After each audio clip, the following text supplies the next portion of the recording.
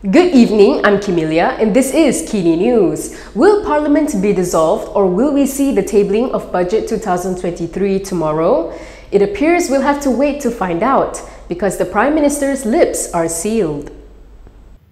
Prime Minister Ismail Sabri Yaakob continues to hold his cards close to his chest by not revealing whether Budget 2023 will be tabled tomorrow as talks about the dissolution of Parliament intensify. Speaking to the media after inspecting preparations for Budget 2023 at the Finance Ministry today, he asked all to wait for tomorrow as there won't be any suspense if he revealed it today.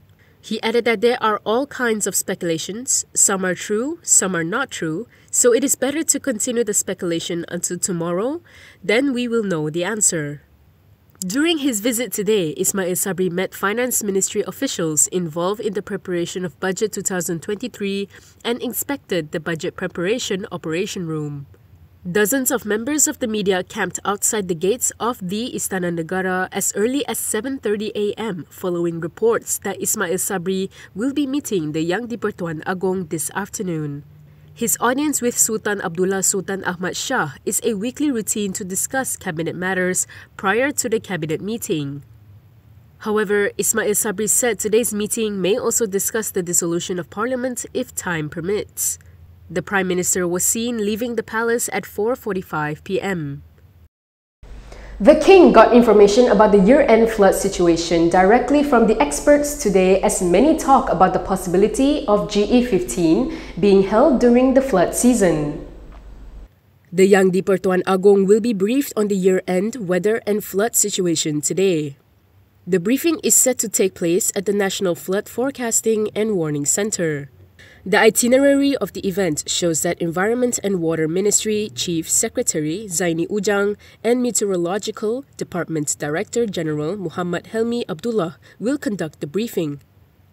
According to Istana Negara officers present, the palace sought the briefing so the Agong can evaluate government agency preparations to deal with year-end floods. Sultan Abdullah Sultan Ahmad Shah arrived at 10:30 a.m. and was received by Environment and Water Minister Tuan Ibrahim Tuan Man, Health Minister Khairi Jamaluddin, and Chief Secretary to the Government Muhammad Zuki Ali. The Agong's visit to the centre comes amidst Umno's top brass clamouring for Prime Minister Ismail Sabri Yaakob to dissolve Parliament immediately.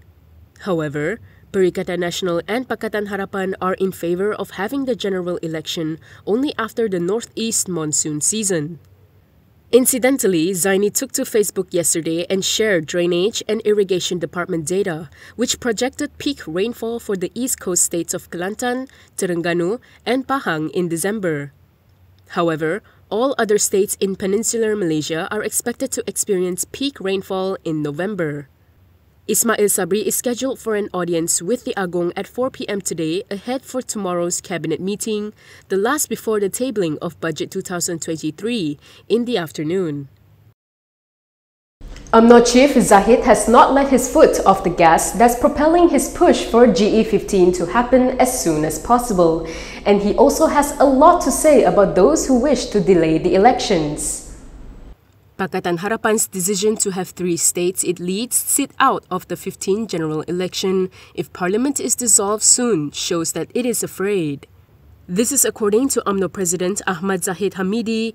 In his latest attack against the opposition, the Bagandato MP pointed out that the people are no longer in support of Harapan. He was responding to Harapan chairperson Anwar Ibrahim's remarks that 3 states under the coalition will sit out of GE15 if Prime Minister Ismail Sabri Yaakob dissolves Parliament soon. The 3 states are Penang, Selangor, and Negeri Sembilan. In saying so, Anwar stressed that the 3 states would instead focus on addressing possible flooding issues during the monsoon season and ease the people's suffering. Zahid further lambasted Harapan for refusing to dissolve Harapan-led assemblies after complaining that separate state polls would cost more money. Zahid alleged that Harapan's reasons to skip GE15 belittled the experience and professionalism of government agencies dealing with health, security, and natural disaster. Asmin Ali brought laughter to Parliament today and all he has to say is about how well PN is going to do in GE15. Gombak MP Asmin Ali told Dewan Rakyat today that Perikatan Nasional would become the next government following the 15th general election. However, he was met with laughter throughout the Dewan Rakyat for his response to Bagan MP Lim Kuan Eng's question on Malaysia's ratification of the Comprehensive and Progressive Agreement for Trans-Pacific Partnership. Lim had asked how the deal could be implemented if Parliament is dissolved today. He said this is because it would need to be mandated by the new government. Asmin then urged, in all seriousness, for Parliament not to be dissolved today as more time is needed for economic recovery. The International Trade and Industry Ministry announced yesterday that the Cabinet had agreed to ratify the CPTPP. CPTPP is a free trade agreement that links Canada, Australia, Brunei, Chile, Japan, Malaysia, Mexico, New Zealand, Peru, Singapore and Vietnam. The pact removes 95% of tariffs between its 11 members. Let's talk about the hole OneMDB has left us with. In 2021, the government paid almost 2 billion ringgit just to service the fund's debt. The government forked out a total of 1.7 billion ringgit to service OneMDB loan interests last year. This includes over 400 million ringgit from the country's development allocation. This was according to the Auditor General's reports on the federal government's financial statement for the year 2021. The report was presented to the Parliament today. A soft copy of the full report has also been made available on the department's website. According to the report, the government guarantees on OneMDB loans were at a total of 32 billion ringgit as of December 31st last year. Of the total amount, 14.5 billion ringgit principal will mature this year, 12.4 billion ringgit next year, and the other 5 billion ringgit will expire in 2039. The report also said until the maturity of the loans, the commitment to service loan interests are estimated to be at 1.7 billion ringgit a year. In August, Finance Minister Tengku Zafrul Abdul Aziz reportedly said that the government is set to pay 1.57 billion ringgit in interest for OneMDB debts for the year 2022. Malaysia will also need a long-term solution on how it manages all its debt, and borrowing more is not a good long-term solution.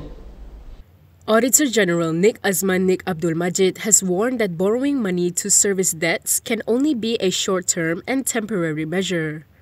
In a press conference at the Dewan Rakyat today, he said Malaysia needs to find a long-term solution to the problem. When asked how his department would advise the government on the matter, he said borrowing money must not be seen as a long-term solution. He added that the government should take corrective action to probe this debt issue so that it can be controlled and made more manageable. Nik Azman said that as a result of the increase in debt, interest payments on the national debt have also gone up to such an extent that for every 1 ringgit accrued in revenue, 16 cents are used to pay interest. He said if half of the new debt is used to pay the old debt, this is a situation that cannot be allowed to continue. Earlier, Public Accounts Committee Chairperson Wong Kah-Woh in a statement had also said that the PAC was concerned about the trend of a high percentage of national revenue going towards servicing debt. He said of the 62.3 billion allocated to the development fund, only 40.9 billion ringgit was used for development expenditure purposes in 2021. Wong pointed out that for 2021, 52.4% of revenue was used to settle outstanding debts and that 2021 has less development expenditure than 2020. Shafi is on MC, which means the OneMDB trial, which began in 2019, will have to wait a little longer because it can be wrapped up. A judge has reminded the prosecution and defense that the Kuala Lumpur High Court has a commitment to wrap up the 2.28 billion ringgit OneMDB corruption trial against former Prime Minister Najib Abdul Razak. Colleen Lawrence Sequeira today told parties that the trial, which began in 2019, has been stretched for a long time. The trial judge said this when allowing the defense team's application to adjourn the trial this afternoon. This is due to Najib's lead counsel Muhammad Shafi Abdullah being on medical leave. As former Finance Minister Najib looked on from the dock, his co-defense counsel informed the court that Shafi fell ill this morning and is on MC until Sunday. According to Najib's legal team, Shafi is down with fever and a severe sore throat infection that prevented him from conducting cross-examination of witnesses to be called.